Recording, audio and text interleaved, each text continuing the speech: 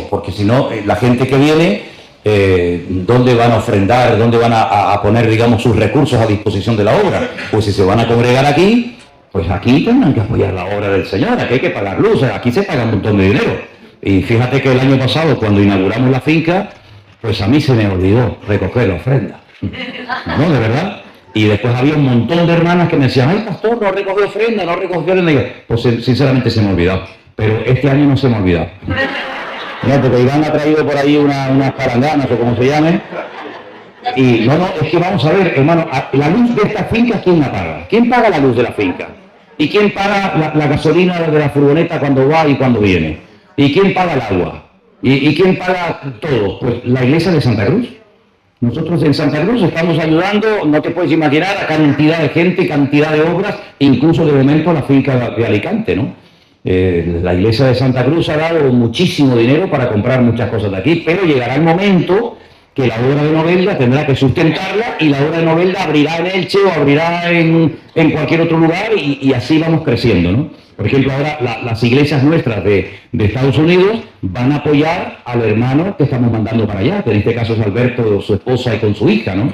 Y entonces nos repartimos la carga, pero una vez que la iglesia ya sabe volar y ya puede sustentar a la obra y a los obreros, pues es una bendición, porque ya no cargamos a los de siempre, sino que vamos distribuyendo la carga. Me explico, ¿no? Me están entendiendo bien, ¿no? Así es como hemos trabajado siempre. Cuando uno tiene abundancia, pues comparte con el otro, pero cuando el otro es bendecido y prosperado, pues tú ayudas al otro y así es como una gran cadena, ¿no? Así que vamos a comenzar con un grupito, yo creo que ya son como unos 25, hay 25 hermanos, incluso hay gente que va a venir de Estados Unidos y de otros lugares para estar aquí durante esos 3 meses viviendo aquí en la finca, ¿vale? Viviendo aquí. Quiero decirles que nosotros también, la iglesia de Tenerife, tenemos aquí en el pueblo de Novelda 2 pisos que se compraron en su momento muy económicos. Vuelvo a repetir, esto en Canarias es impensable, totalmente impensable. Entonces habrá unos matrimonios que se queden en un piso, otros que se van a quedar aquí, las chicas se van a quedar en otro piso y aquí vamos a estar estudiando todos los días desde abril, mayo y junio, ¿vale? Y bueno, los hermanos de Javier pues van a ser yo creo que los más bendecidos, ¿no? En el sentido de que van a recibir muchas visitas, etcétera, etcétera. Así que pido por favor que oren mucho por este proyecto, porque es la primera vez que oficialmente vamos a abrir una escuela bíblica que ahora es de 3 meses, pero después será de 6. Y como yo estudié yo estudié 3 años en un seminario para prepararme para servir al Señor, ¿no? Entonces hay que pagar un precio, hermano. Si uno quiere servir al Señor, uno tiene que pagar un precio, ¿vale? Hay un hermano en Costa Rica que viajó con nosotros recientemente a Israel que dice, un terreno enorme. Y dice, yo lo que he pensado es comprarme un terreno más pequeño, vivir con mi familia y con lo que me den de la venta del terreno, si Dios lo permite, venirme a estudiar 3 meses a Alicante. Fíjate tú qué visión tiene este hombre, porque él quiere servir al Señor junto con su familia, ¿no? Hay un hermano que ha sido recientemente operado de cáncer en la próstata y lo han operado. Es de nuestra iglesia en San Francisco, un hermano extraordinario, se llama Yuri. Él es peruano, pero vive en Estados Unidos hace muchos años y él va a venir aquí. Hay un hermano también en Tenerife que trabaja y ha pedido excedencia en su trabajo para venir aquí 3 meses a estudiar. Es decir, hermano, sin esfuerzo no hay bendición. Hay que pagar a veces un precio, pero va a ser maravilloso porque tú inviertes 3, 4, 5 meses de tu vida y se te abre un abanico de posibilidades para servir al Señor realmente extraordinario, ¿eh? Y tenemos que orar para que la obra siga creciendo como está creciendo y aún más. Amén, hermanos. Este año viene calentito, ¿eh? Este año viene calentito porque ya llevamos 4 días, como quien dice, del 2026 y vemos que el mundo está muy interesante y lo bueno de todo esto es lo malo que se va a poner todo, ¿eh? Entonces estamos todos expectantes, ¿no? Porque casi vemos en tiempo real lo que está ocurriendo, pero por otra parte también tengo que decirles, y lo digo de corazón, que el Señor va a bendecir su obra de una forma maravillosa. De verdad, estamos tan contentos de que Iván y Conchi se incorporaran en su momento al ministerio y ahora nuestro hermano José, y tenemos a Anderson y tenemos a tantos y a tantos hermanos que van a colaborar en la obra de una manera maravillosa, ¿sí? Así es que un aplauso fuerte a nuestro Dios. Yo siempre he pensado que cuando, por ejemplo, Daniel fue llevado cautivo a Babilonia, el libro de Daniel no solamente nos habla de Daniel, Imagínate tú, ponle que tuviera 17, 18, 20 años. Le matan a la familia. Le queman la ciudad. Destruyen el templo de Jerusalén, que era el centro religioso de la vida del judío, ¿no? Los deportan a Babilonia, más todos los que quedaron por el camino. Fue una experiencia muy dolorosa, muy triste.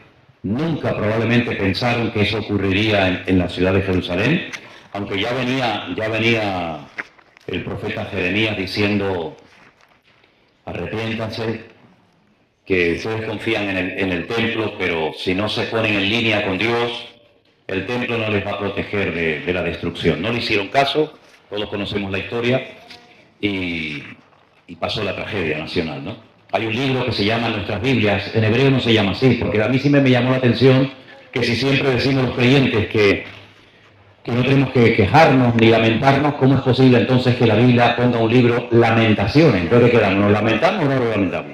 Es que ese título a mí me da tristeza, y quiero decir esto un poco así por encima, que a veces el haberle puesto a los libros de la Biblia otro nombre, se ha perdido mucho de la esencia del libro.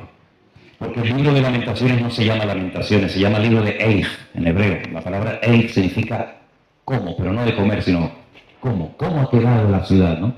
Porque generalmente a los libros de la Biblia se le pone la primera palabra del libro, ¿no? De cómo comienza la escritura, ¿no? Bereshit, Shemot, Vaikra, Babimbar, Tebarim, etc., ¿no?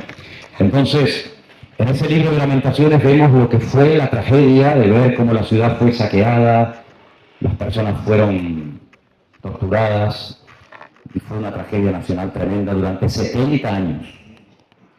70 años duró aquello. Daniel es llevado a Babilonia, cautivo.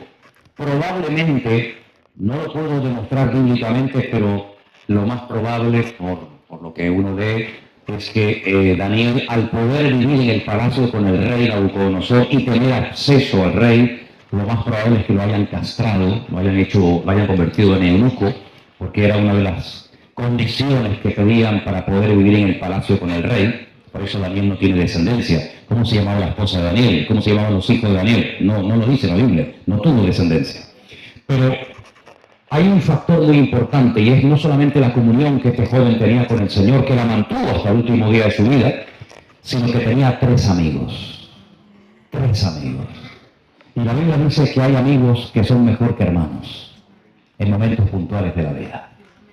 Y Jesús incluso llegó a tener tanta amistad y tanta relación con sus discípulos que les dijo: ¿vosotros queréis ser mis amigos?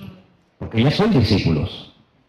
Pero claro, puede haber un trato, depende del tipo de maestro, ¿no? Puede haber un trato más cercano, más frío.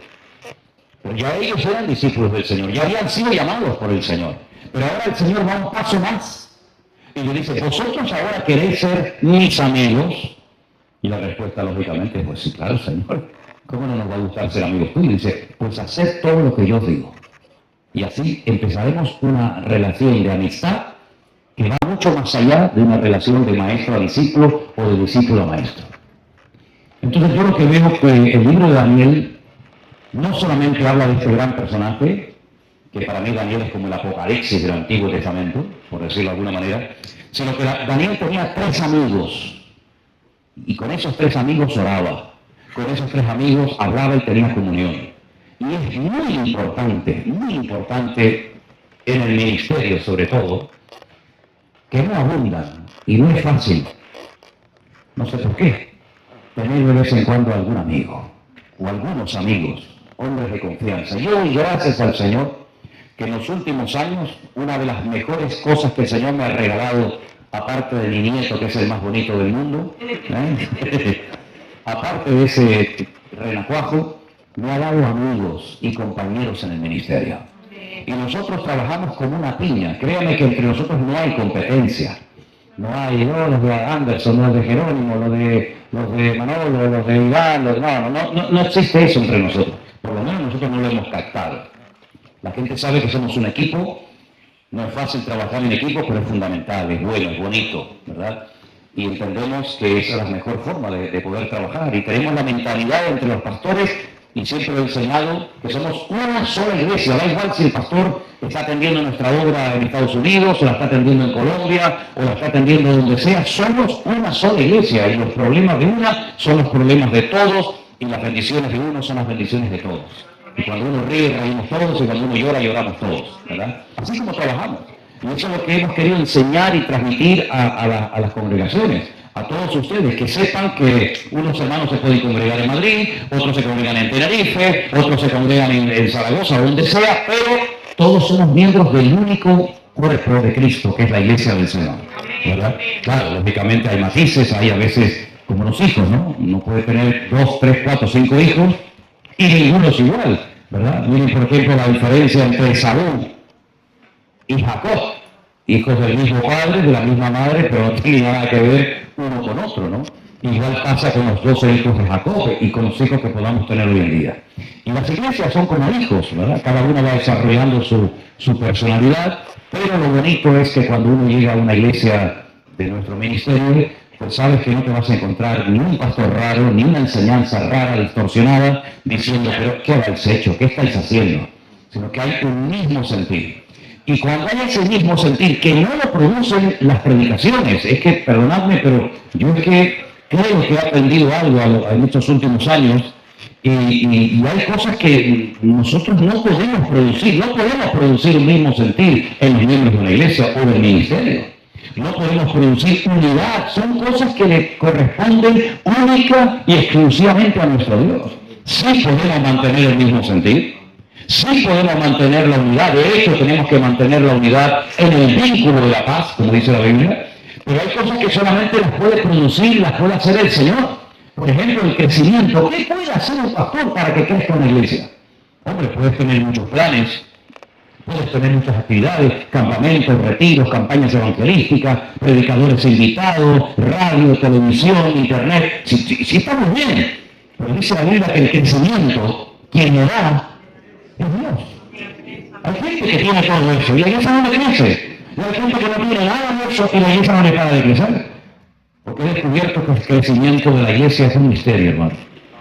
¿Qué hace que nuestra iglesia en Perú, en Lima, que no tiene pastor, no pare de crecer y siempre tengan que estar buscando lugares más grandes? ¿Qué hace que la iglesia en Colombia, que ya vamos por la cuarta iglesia, me parece, que la atiende un solo hombre, no pare de crecer? Hermano, el crecimiento es algo misterioso que solamente produce el Señor, pero sí tenemos que partir de la base que si queremos que el Señor siga bendiciendo y usando nuestras vidas, tenemos que aprender a trabajar en unidad. Amén, hermanos. Y hablando de unidad, os voy a leer el Salmo, tal vez yo creo que junto con el 23, más conocido de toda la Biblia. De hecho, hasta algunos le han puesto música, y creo que prácticamente todos los hermanos del mundo conocen el Salmo 133, que es un salmo que nos habla acerca de la importancia de la unidad y de la armonía en el cuerpo de Cristo, o en el pueblo del Señor. Y dice así: mirad cuán bueno y cuán delicioso es habitar los hermanos juntos en armonía. Y ahora esa armonía la compara con el buen óleo sobre la cabeza, el cual desciende sobre la barba de Aarón, y baja hasta el borde de sus vestiduras, como el rocío de Hermón, que desciende sobre los montes de Sión, porque allí envía Jehová o el Señor bendición y vida eterna. Fíjense a qué personaje menciona el Salmo 133, ni siquiera el autor del Salmo, que es David, él mismo se menciona, sino que echa mano de un personaje que fue el primer sumo sacerdote de la historia del pueblo de Israel. Sabemos que Aarón fue el primer sumo sacerdote, el primer hombre que llevaba en el pectoral las 12 piedras con los nombres de los hijos de Israel. El único que podía presentarse una vez al año delante de la presencia del Señor en el lugar santísimo, interceder por la nación. A ese hombre hace referencia el Salmo 133. Pero es que ese hombre, para poder llegar a ser sumo sacerdote, previamente tuvo que ser ungido con un aceite especial, que era la primera que se extraía, la primera aceite virgen o extra virgen, y ese aceite era reservado única y exclusivamente para el uso del templo, para las funciones de los reyes, de los profetas, etcétera, etcétera. Luego había otros aceites de menor categoría que se utilizaba para las lámparas o se utilizaba para cocinar, pero la primera, el aceite, la mejor calidad era para ungir, en este caso, al sumo sacerdote, ¿verdad? Y esa es la palabra Mashiach, o la palabra ungido, eso de ahí viene. Y es interesante notar porque cuando se le echaba el aceite no se echaba una gotita, ¿verdad? Se nos echaba una gran cantidad de aceite y descendía ese aceite por todo el cuerpo hasta llegar, como dice aquí, hasta el borde de sus vestiduras. Y quiero hacer un pequeño, digamos, paréntesis, porque me acuerdo que cuando fui a Argentina la primera vez, en el año 90, yo tenía una barba más poblada que la que usa ahora. La que usa ahora es una birria, ¿no? Pero la barba que tenía en aquel tiempo, una barba así más poblada, y había una iglesia que me invitaba mucho, de la unión de las asambleas de Dios, porque en Argentina están las asambleas de Dios de origen americano y están la unión de las asambleas de Dios. Y había unas iglesias que me invitaban mucho, pero veían muy mal lo de la barba.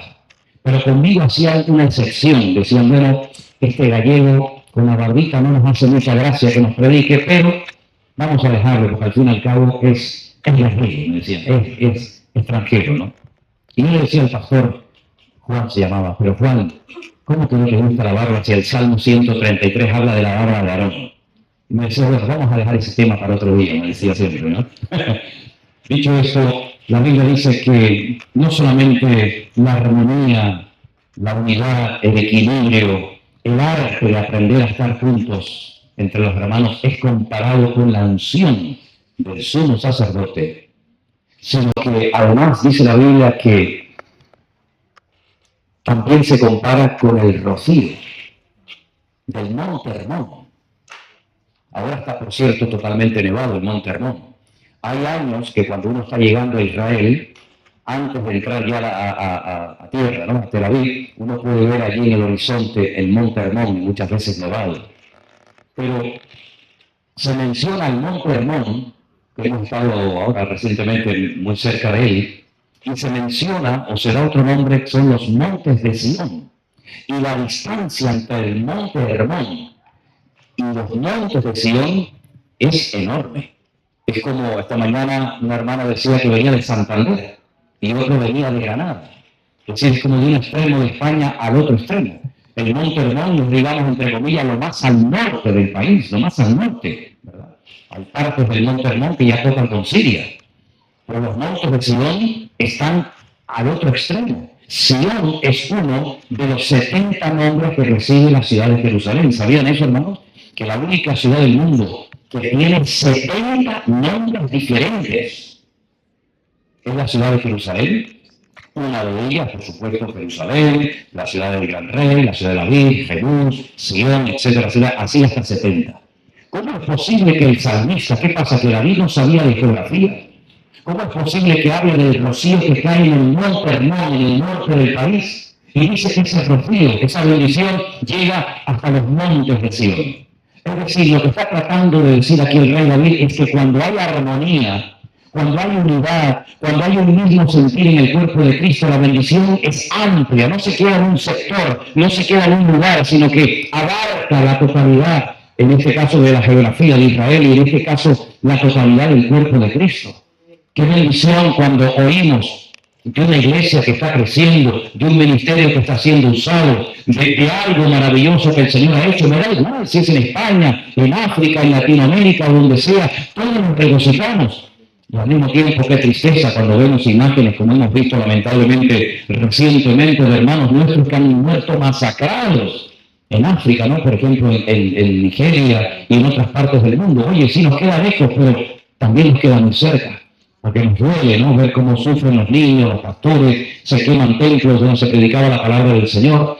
Entonces tenemos que tener esa visión amplia y darnos cuenta de que el gran pecado de la iglesia, lamentablemente en muchas ocasiones, ha sido la falta de unidad, creyendo que si a mí me va bien y bueno, al de lado a lo mejor no tan bien, pero no pasa nada. Yo al fin y al cabo he tenido la suerte o la bendición de que el Señor me esté bendiciendo a mí y al otro no ha tenido esa bendición. No podemos trabajar con esa mentalidad mezquina.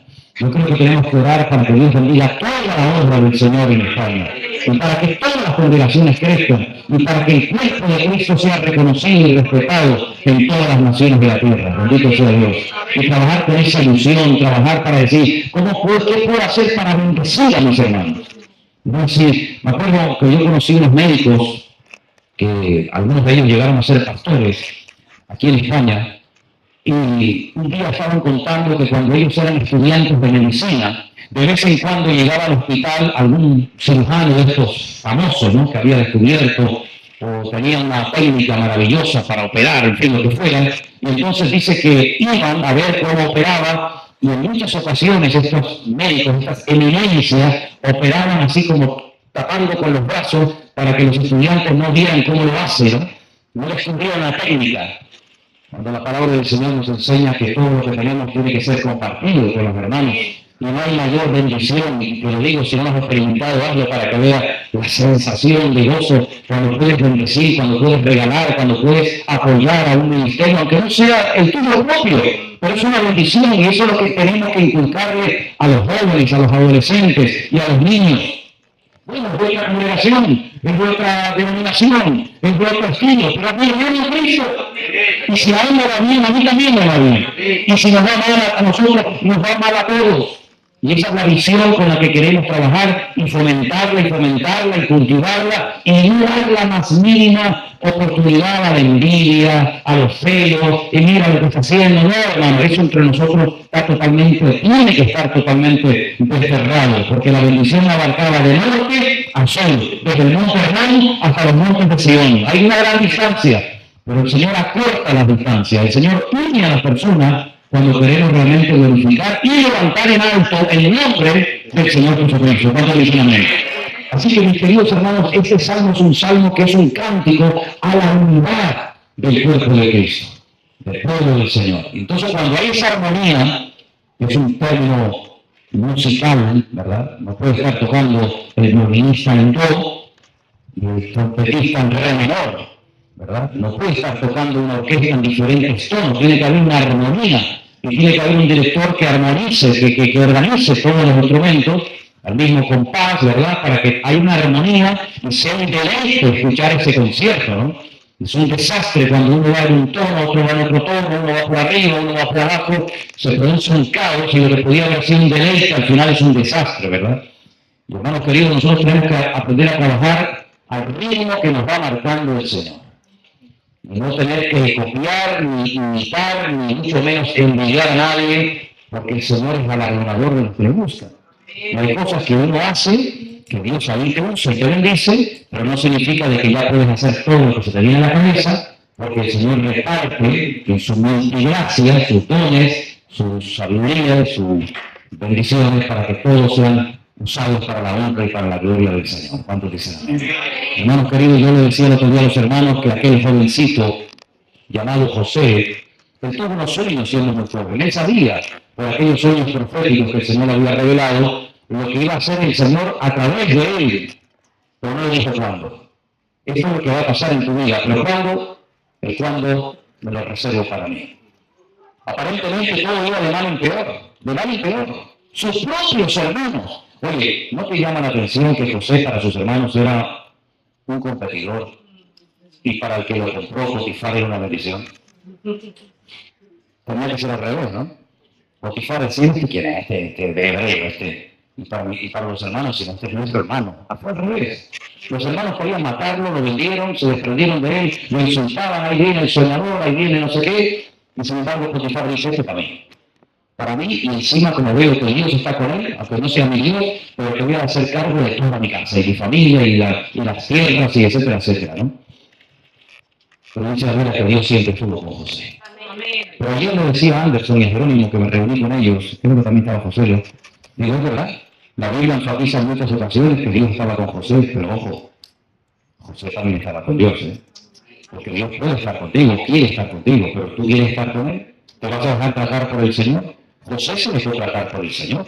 José, siendo muy joven, siendo el niño bonito de su padre, pues lo meten en un pozo, que hemos estado recientemente muy cerca de ese pozo donde estuvo José, incluso hemos estado en la tumba donde está enterrado, Y de ahí lo llevan a Egipto, y bueno, cuidado, que los que lo compraron no son los que después lo venden a Egipto, que lo compraron, lo vendieron por el camino y luego los segundos lo venden a Potifar. Sí, eso es un caos, la vida de José es tremenda. Y cuando llega a Egipto, parece ser que las cosas van a ir bien, lo acusan de un delito que no ha cometido, otra vez a la cárcel, interpreta los sueños del copero y del panadero, aquel se olvida, otra vez. Es decir, uno dice, pero ¿dónde están los sueños de Dios en su vida? ¿Dónde está la bendición de Dios?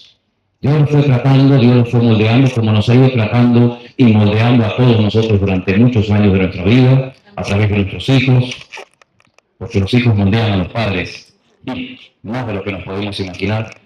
Y a veces hay cosas que aprendemos de nuestros hijos que no las vamos a aprender nunca leyendo un libro, ni escuchando a un predicador, ni pastoreando. Como también hay cosas que los hijos aprenden de los padres, ¿verdad? Pues Dios fue moldeando y moldeando y moldeando a José, hasta que Dios dijo, ahora ha llegado el momento de usarte, ahora ha llegado el momento de que los inconversos se pongan a tu servicio y no tú al servicio de ellos, como ya has estado mucho tiempo. Y yo creo que lo que será es lo que ya fue. Yo creo que la historia se repite.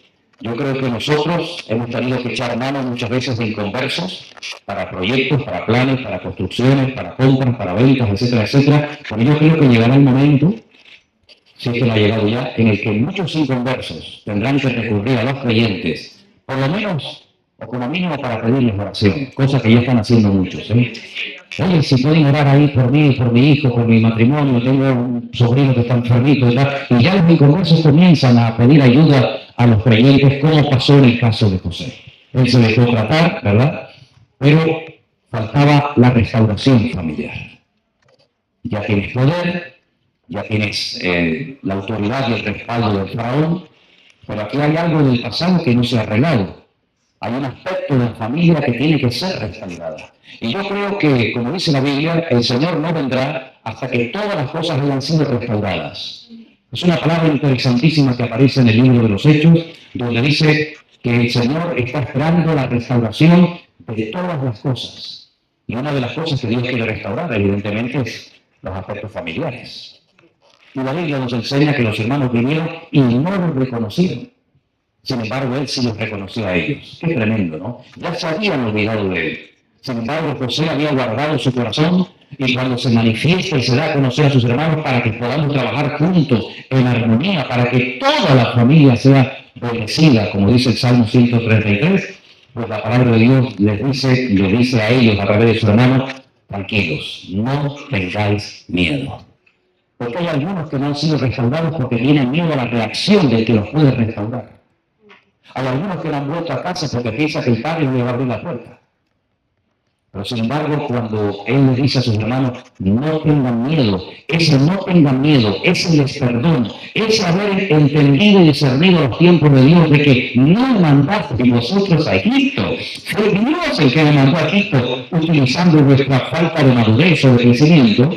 Bueno, pues todo eso trajo una bendición a la familia tan espectacular, pero siempre hay un aspecto que tiene que ser restaurado. Ya estamos bien, ya nos llevamos bien, ya hemos llorado, ya nos hemos perdonado, ya nos hemos reconciliado, pero el papá, la cabeza, el sol, el responsable de la familia, hay que llamarlo.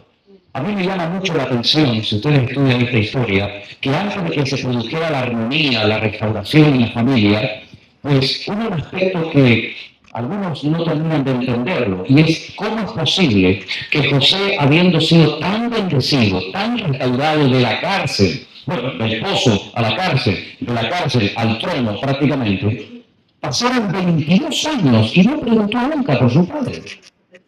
Oye, manda a alguien, manda a unos esclavos, manda a unos soldados, oye, vayan a Canaán.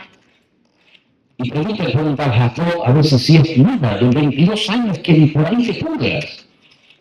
Es interesante notar que cuando uno estudia la historia de su padre, de Jacob, cuando él tiene que huir porque hay un problema entre hermanos, y tiene que huir porque su hermano Saúl lo quiere matar, él se va a la casa de un tal Labán, que la palabra Labán en hebreo significa blanco, el color blanco significa Labán, pero si lo lees al revés significa tramposo, y eso era lo que era Labán, parecía una cosa, pero luego lo trataba así, era terrible, ¿no?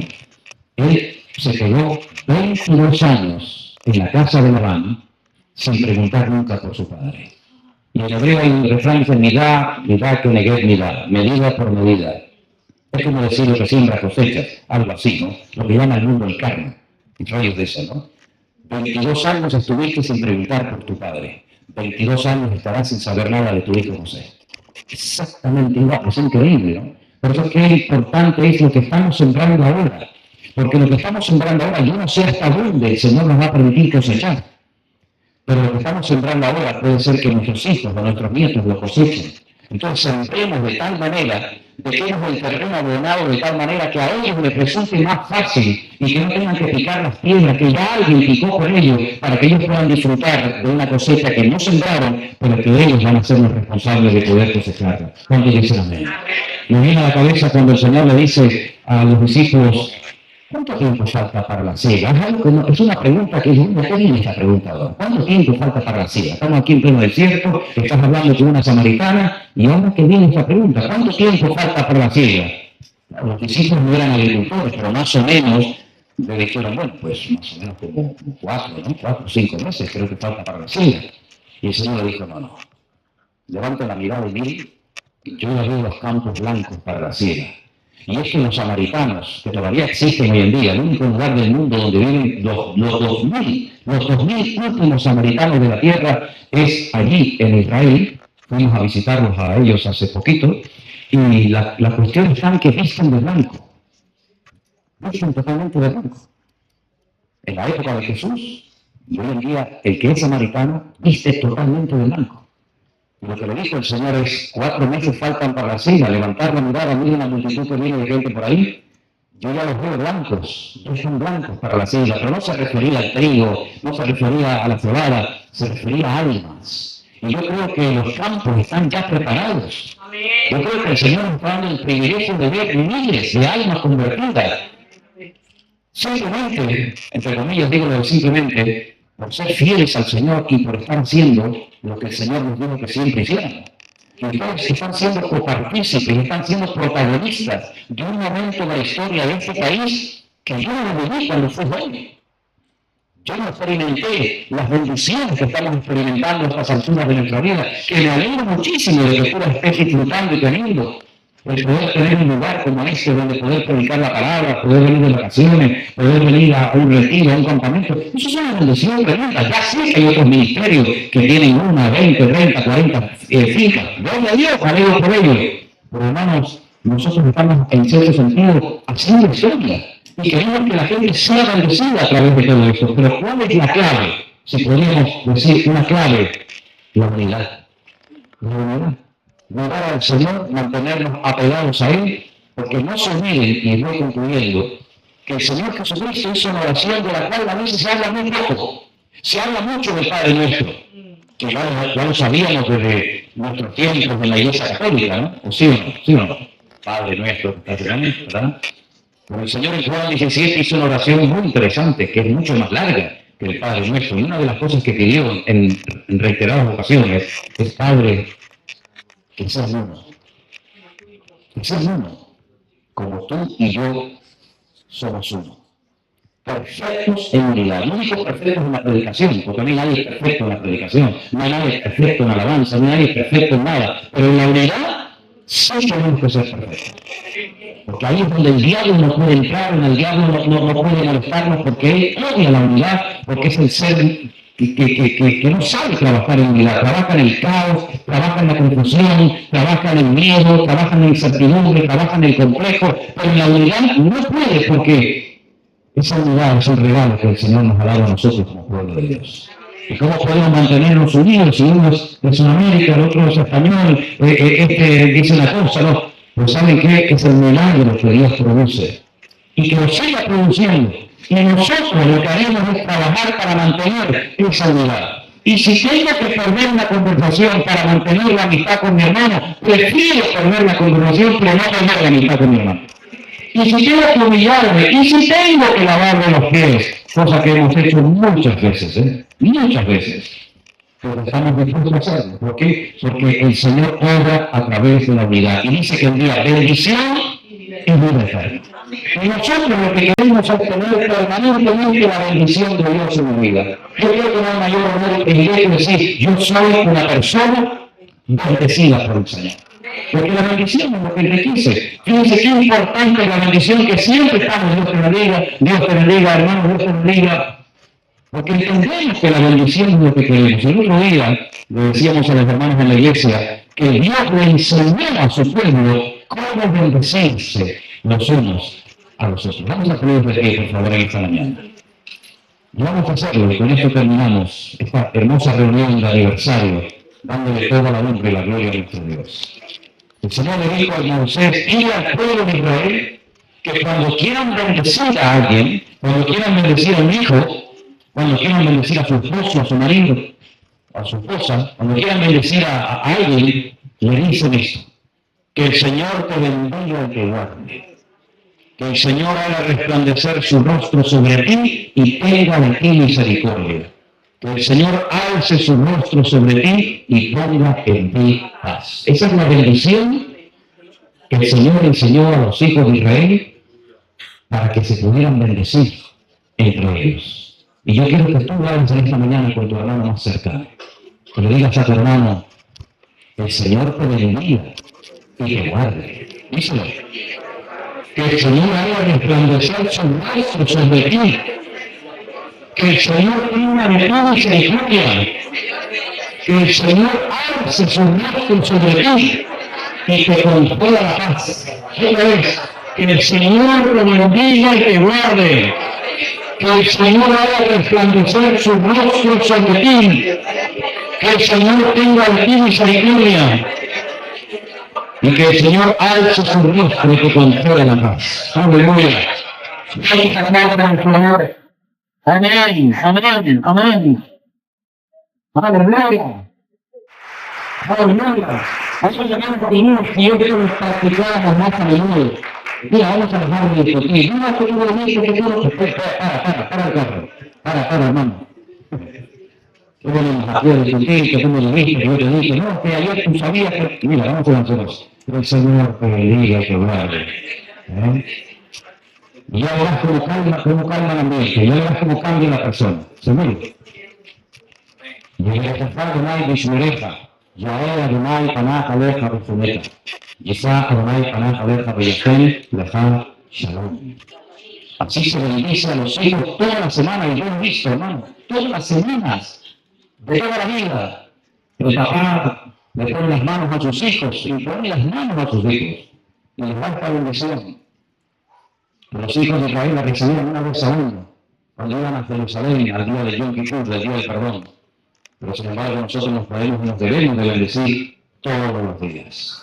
Así que si ustedes quieren hacernos un gran favor a nosotros, Señor, te pido por los pastores que tú lo bendigas en lugar de que le conceda la paz, alza tu rostro sobre él, y va a ser algo maravilloso, que a pesar del ambiente cargado, de la atmósfera cargada que estamos viviendo, vamos a ver cómo la obra del Señor avanza de victoria en victoria.